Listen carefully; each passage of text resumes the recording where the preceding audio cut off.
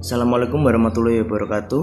Perkenalkan, saya di Baruh Darul Islam NIM 811420454. Di sini saya akan memberikan video mengenai tugas pertemuan 3 hukum perdata, di mana menjelaskan tentang subjek dan objek dalam hukum perdata, jelaskan beda orang dengan manusia, menjelaskan tentang badan hukum, dan menjelaskan tentang hak dan kewajiban subjek hukum perdata.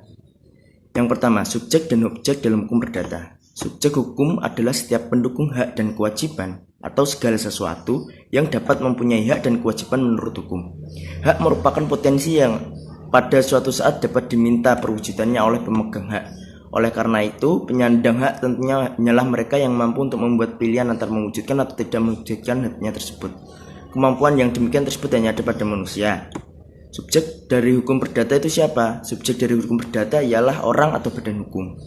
Objek hukum adalah segala sesuatu yang bermanfaat subjek hukum dan dapat menjadi objek dalam suatu hubungan hukum. Objek hukum perdata ialah ketentuan hukum itu sendiri, di mana bentuk objek dapat juga dilihat berdasarkan ketentuan pasal 1, 2, 3, dan 4 BW, yaitu berbuat sesuatu, tidak berbuat sesuatu, dan memberikan sesuatu. Dalam hukum perdata namanya prestasi.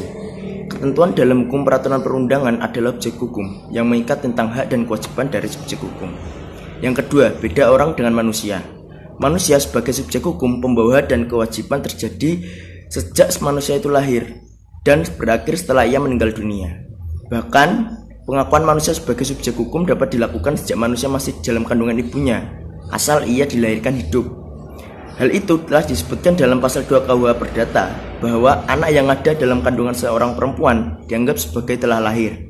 Bila mana juga kepentingan si anak menghendakinya, maka mati sewaktu dilahirkannya dianggaplah ia tidak pernah ada. Jika orang dalam hukum dibedakan menjadi orang yang cakap hukum dan orang yang belum cakap hukum, di mana orang yang cakap hukum ialah orang yang mampu melakukan perbuatan hukum yang diatur dalam hukum. Yang tidak cakap hukum ialah seperti contohnya orang gila, orang yang belum berumur 21 tahun, dan sebagaimana setelah dicantumkan pada pasal 330 BW. Yang ketiga, jelaskan mengenai badan hukum. Subjek hukum atau badan hukum, reh person, adalah suatu perkumpulan atau lembaga yang dibuat oleh hukum dan mempunyai tujuan tertentu. Sebagai subjek hukum, badan hukum mempunyai syarat-syarat yang telah ditentukan oleh hukum, yaitu 1. Memiliki kekayaan yang terpisah dari kekayaan anggotanya. Yang kedua, hak dan kewajiban badan hukum terpisah dari hak kewajiban para anggotanya. Badan hukum diberlakukan layaknya orang karena badan hukum memiliki hak dan kewajiban. Badan hukum terbagi atas 2 macam, yaitu badan hukum privat dan badan hukum publik. Badan hukum privat seperti PT, koperasi, yayasan, dan lainnya. Badan hukum publik contohnya ialah seperti negara dan instansi pemerintah. Cakepnya badan hukum dilihat dari kewenangannya. Yang keempat, hak dan kewajiban subjek hukum perdata. Hak adalah segala sesuatu yang dapat memenuhi kebutuhan asasinya yang diberikan orang lain. Kewenangan adalah kewenangan untuk mendapatkan segala sesuatu yang dapat memenuhi kebutuhan asasinya yang diberikan orang lain dari dia lahir sampai dia mati. Kewenangan berbuat adalah kewenangan seseorang untuk berbuat hukum pada umumnya.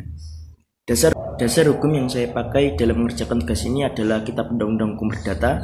Referensi yang saya pakai ialah buku Prof. Subekti 2003 Pokok-pokok Hukum Perdata, dan yang kedua adalah Pengantar Ilmu Hukum Prof. Peter Muhammad Marzuki, dan Kitab Undang-Undang Hukum Perdata, serta materi dan bahan ajar yang diberikan oleh Ibu Ayu. Sekian dari saya, mohon maaf jika ada salah kata. Wassalamualaikum warahmatullahi wabarakatuh.